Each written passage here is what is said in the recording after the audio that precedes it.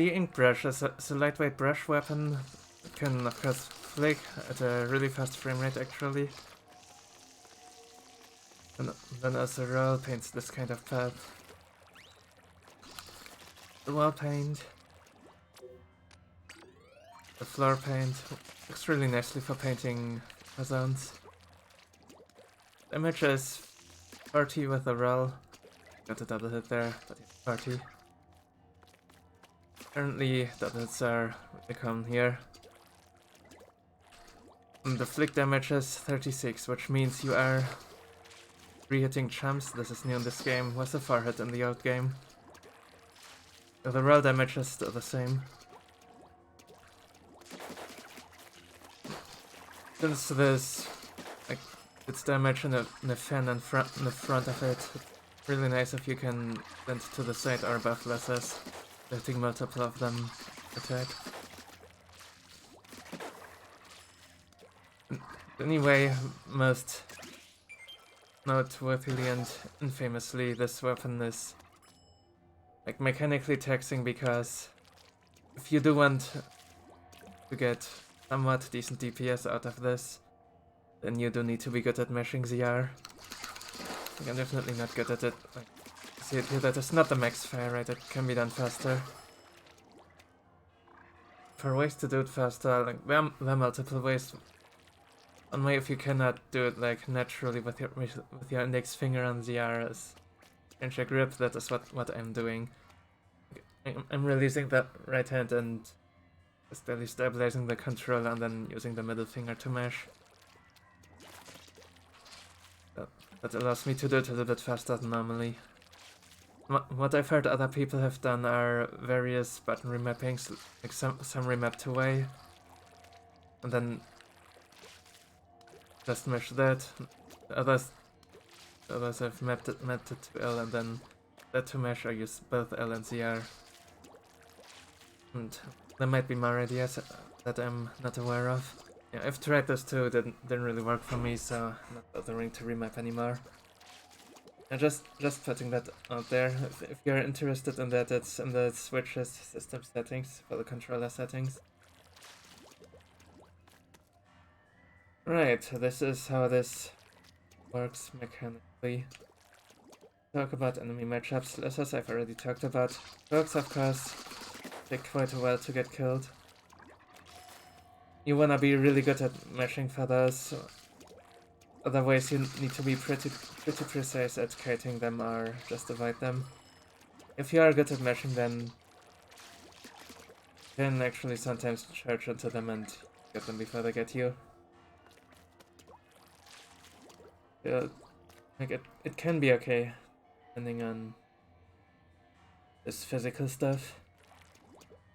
Right, then bosses.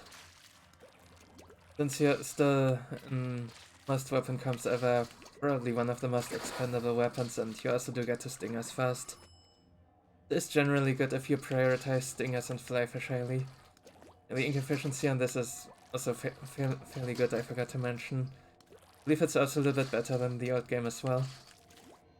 And bombs are cheaper, so you can use them nicely for boss and flyfish. Then stingers, you are also two-shotting the parts. 6 damage per click. Any fall off here? Yeah, there's fall off, but it's very minor, so it seems very unlikely that you have a 3-shotting a stinger part. Takes a bit, of course, because you need to physically get there when you're lightweight, and that says unless they're like exactly a million coax, they shouldn't be bothering you too much as well. I prioritize stingers with this, and when you're not far away, then always support your teammates. Don't scrappers to them, draw drizzlers, hit aggro or whatever away if they cannot explicitly deal with it because they're busy with it. Moss. Useful, really. You can be useful with this. Like, yes, the weapon is certainly considered a meme, and it's really bad at dealing with steel hits, of course. Can literally not do it. That ground does need high ground. Here. It's useful. It's a decent enough support weapon. Really nice at running X as well. Especially on Maruna's Bay, the Great Bridge there, where X often land. Nothing gets them faster than the Inkbrush. That is nice. Wasted, that's a very briefly mention it. If you ever need to fight them, try to have some high ground, you can still one-cycle them. But you need high ground. And you may also need to jump if the ground isn't quite high enough, like here, pretty much. There's quite some exercise and dexterity, and I'm really bad at it. Yeah, if you're good at it, go for it. Yeah, the bosses. Ah, yeah, HP bosses. Those big shots, you have multiple options. The obvious one is just flick it to death. Takes just about an eternity, I guess. It is what it is, nothing we can do about it. Oh yeah, the DPS of flicking, by the way, if you do happen to have perfect mashing, is 360. That is exactly equal to a shot DPS. If you don't, then it's of course lower than that. I don't even wanna know what mine is. And other than flicking, that's a different option that is similar to rollers. You get stuck on them. It's really hard to demonstrate here, and generally you do not get stuck in big shots for long. This was a really good one. And you have to notice the moment you get ejected and then start flicking or reposition to roll into it again. If this is something that you can do to make that kill a bit faster. Yeah, it does not work at all when you are bothered by this. Well, big shot has to be alone. Otherwise you just get punched around.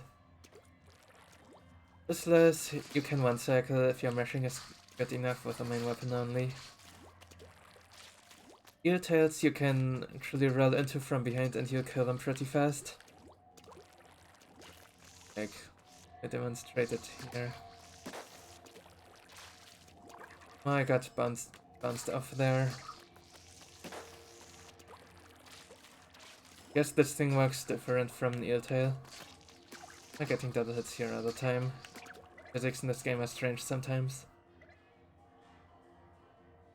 Fish stakes.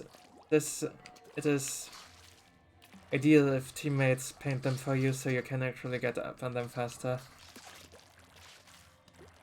So yeah, tip here for any weapon, the Inkbrush rotation that is not Inkbrush. Gotta think of that too. But yeah, if you do have to paint it yourself, you can do that, like jump paint a bit down and then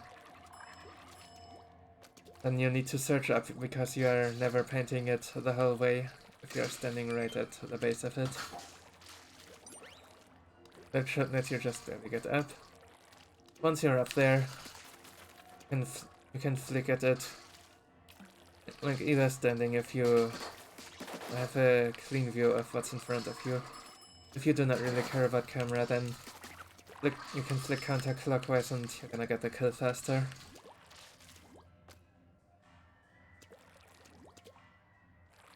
Here.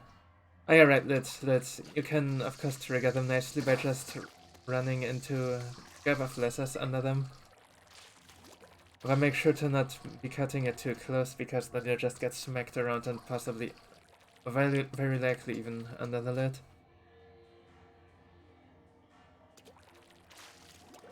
Make sure that doesn't happen and you can run through them just fine, drop them, of them and split them. Or just them anywhere else. If you do them. Although that shouldn't be really too relevant most of the time. It's really not correct to kill them there. Right, that is the matchup with the bosses, I believe. Talk a bit about Nightwave and Gorillas. Very obviously. Oh yeah, right, I forgot you're one-shotting Smurf Race with rolls. That doesn't mean that you always should roll Smurf Race. Because what can happen if you roll into crowds of Smurf Race is they can flank you and they can kill you. Whenever you do that, make sure you do it like slowly, like similar to Roller and Rush. so that they're all like walking straight into you. That would work. But yeah, don't be too fast there. Only ever do that if there are low quantities of small prey, so they cannot kill you on your and stuff. If it's like big crowds, then just forget them. Are not quite one-shotting them, but you're flicking so much, you still come up fast, so it doesn't matter. Like one-shot them or not, you'll be fine.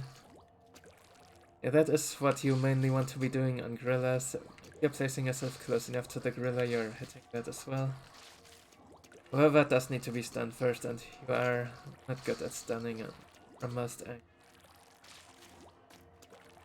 Pay attention to things. In Rush, similar to Lessers and Daywaves, you wanna be standing to the side so you can hit as many jumps as possible. But also always be ready for the aggro change at whatever time it is and whatever hazard level you're playing. You can either remember the number straight out and look at the time left on the wave, or you can just develop a feel for it. It's always a fixed amount of seconds. Like if aggro has not changed for quite a long time, then you know you should probably get back into safety. What? Mud Mouse, of course, prioritize the small lessers, but don't really bother with the cohorts, they're just too much for you. Tornado, I would say just throw X, really. You're like really good and confident with the Inkbrush, then you can do lessers as well, but not safe at all. You need to be so close to them and they'll just drop in your face and kill you. So I personally do not recommend that. Mothership, there are multiple ways to go about it. One is to pick a far side and just manage that alone. Like throw others X closer. They get the few Chinooks that are landing there. With most other short range weapon. Another thing you can do really nicely is you do happen to have a long range weapon, the comp that shoots down a lot of them. They have a lot of X in the middle. And just run as many of those X as you can, that would work as well. Right, and finally, Goldie Seeking. Something that only few people know, that your roll DPS is actually better than your flick DPS. You can use this in a similar fashion to an actual roller, to the Goldie. I mean, only to the Goldie, not into the lessers that are running around, you know. And like, as you're approaching it, you can flick into it, and then you can put the brush down and roll a bit in front of it, and you lose it, then flick again, and try to get ahead of it again and stuff. No, that is how you maximize your DPS there. Right, that is all I have to say about the Inkbrush.